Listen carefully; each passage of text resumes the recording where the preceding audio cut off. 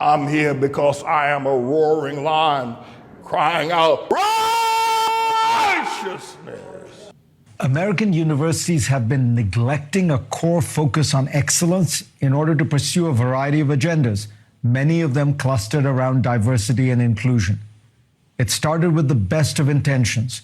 Colleges wanted to make sure young people of all backgrounds had access to higher education and felt comfortable on campus. But those good intentions have morphed into a dogmatic ideology and turned these universities into places where the pervasive goals are political and social engineering, not academic merit. As the evidence produced for the recent Supreme Court case on affirmative action showed, universities have systematically downplayed merit-based criteria for admissions in favor of racial quotas. Some universities' response to this ruling seems to be that they will go further down this path, eliminating the requirement for any standardized tests like the SAT. That move would allow them to then take students with little reference to objective criteria.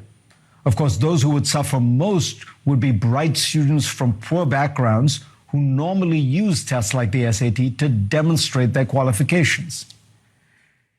In the humanities, hiring for new academic positions now appears to center on the race and gender of the applicant, as well as the subject matter, which needs to be about marginalized groups. A white man studying the American presidency does not have a prayer of getting tenure at a major history department in America today. Grade inflation in the humanities is rampant. At Yale, the median grade is now an A. New subjects crop up that are really political agendas, not academic fields. You can now major in diversity, equity, and inclusion at some colleges. The ever-growing bureaucracy devoted to diversity, equity, and inclusion naturally recommends that more time and energy be spent on these issues. The most obvious lack of diversity at universities, political diversity, which clearly affects their ability to analyze many issues, is never addressed, showing that these goals are not centrally related to achieving or sustaining or building excellence. Out of this culture of diversity has grown the collection of ideas and practices that we have now all heard of: safe spaces, trigger warnings, microaggressions. As the authors Jonathan Haidt and Greg Lukianoff have discussed, many of these colleges have instituted speech codes that make it a violation of university rules to say things that some groups might find offensive. Universities advise students not to speak, act, even dress in ways that might cause offense to some minority groups. With this culture of virtue signaling growing, the George Floyd protests erupted and many universities latched on and issued statements effectively aligning their institutions with these protests. By my memory, few took such steps even after 9/11 or during the Iraq War. Mr. Engineer, In this context, I could do this at the back end, but it's just so compelling at this point that these universities, especially these elite universities, and the lower ones as well,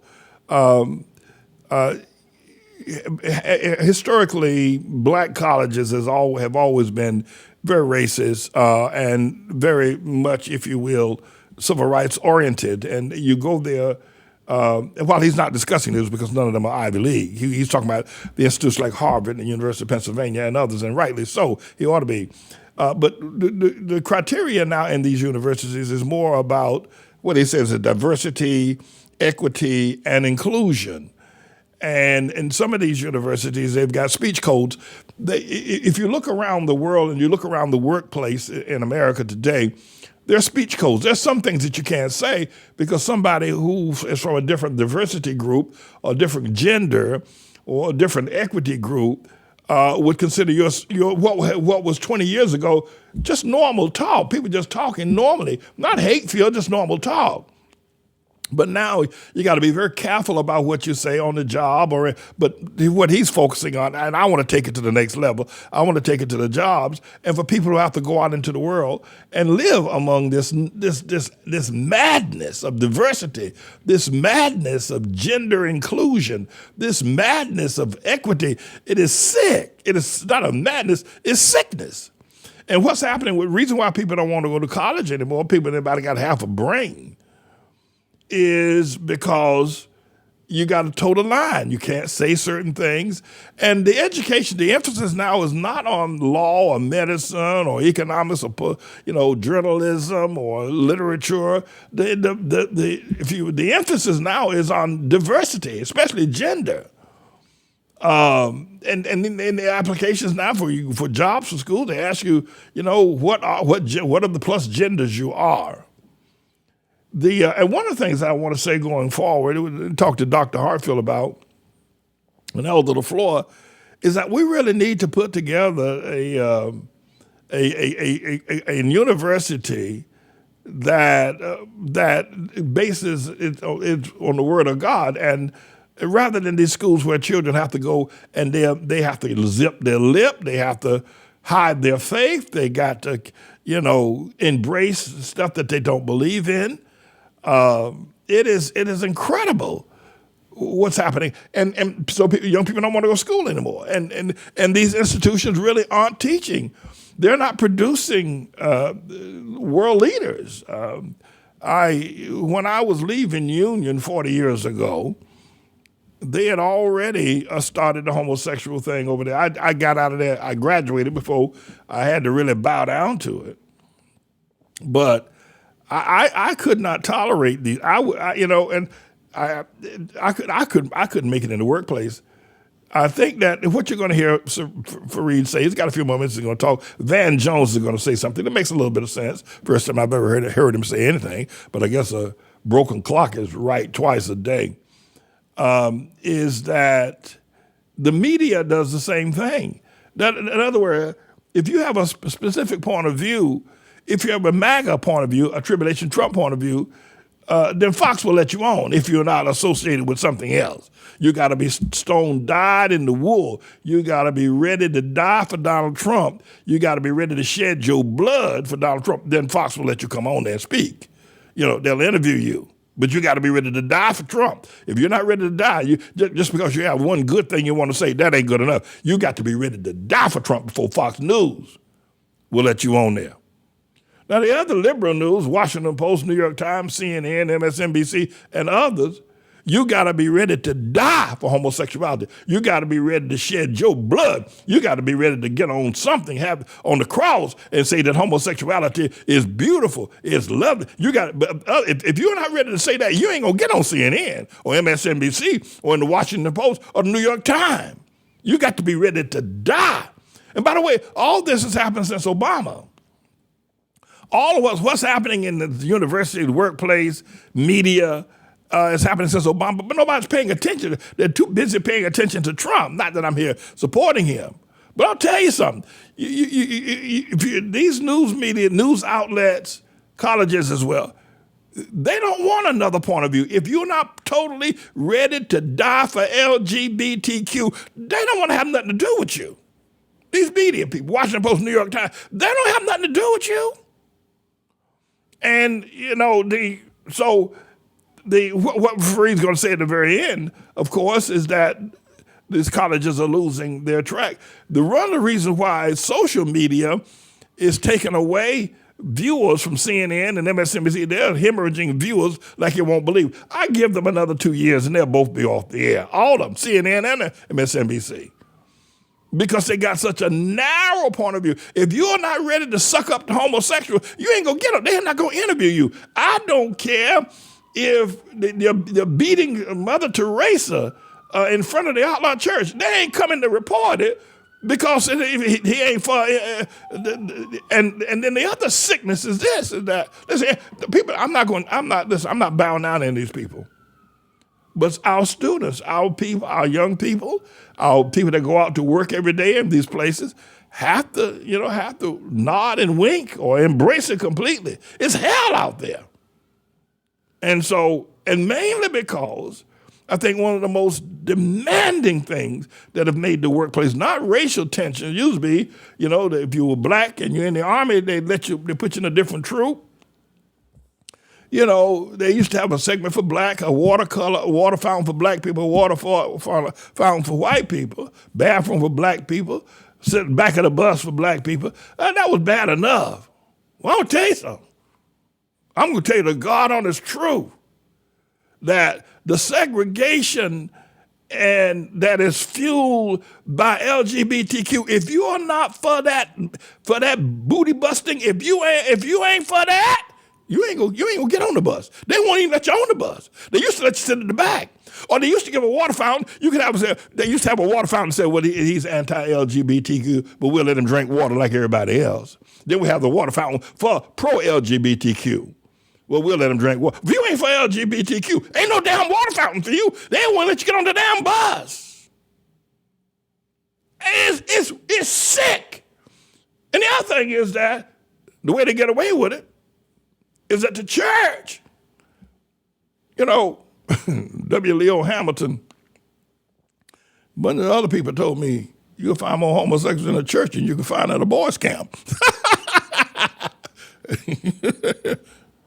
But there ain't no anti-LGBTQ water fountain and pro-LGBT. Either you pro-LGBTQ or you're going to die. You're going to die of thirst because we ain't going to let you drink. No, we're saying it ain't going to let you drink. MSNBC, we ain't going to let you drink. Go ahead, Mr. Engineer.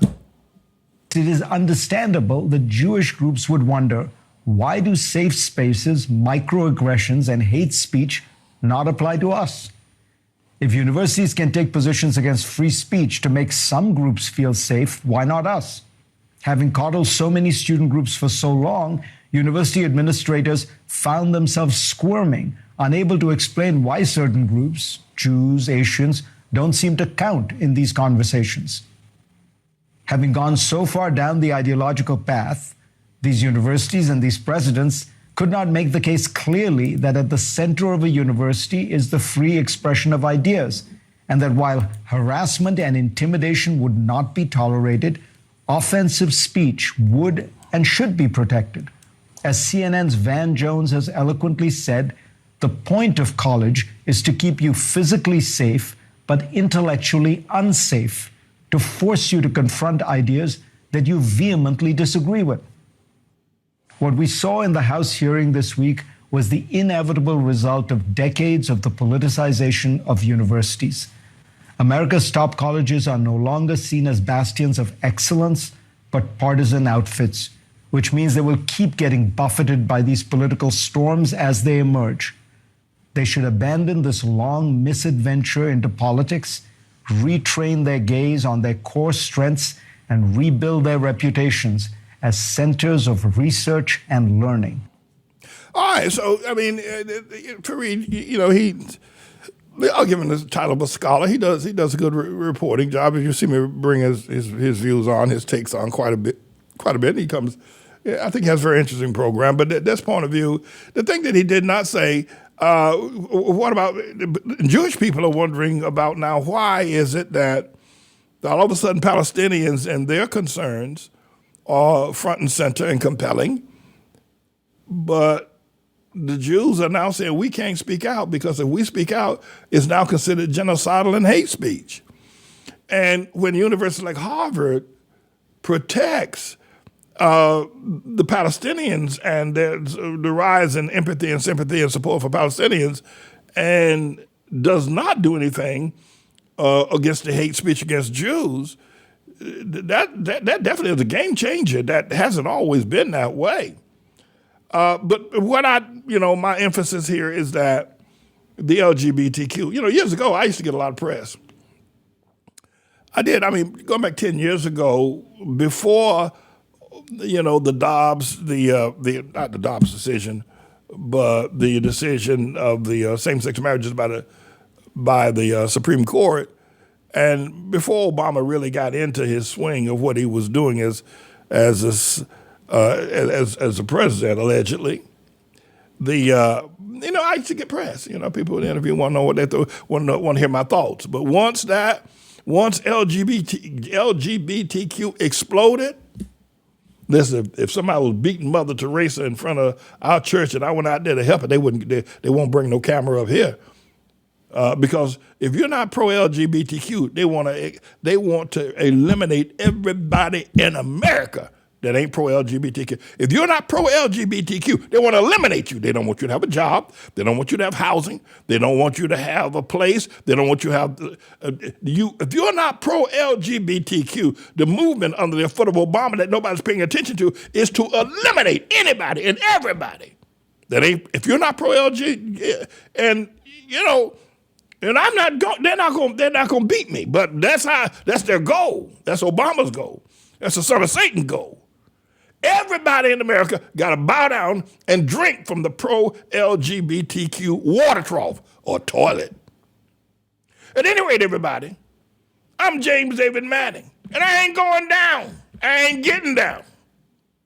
So, boom, shakalaka goes right there, anybody that's listening. I'll be right back.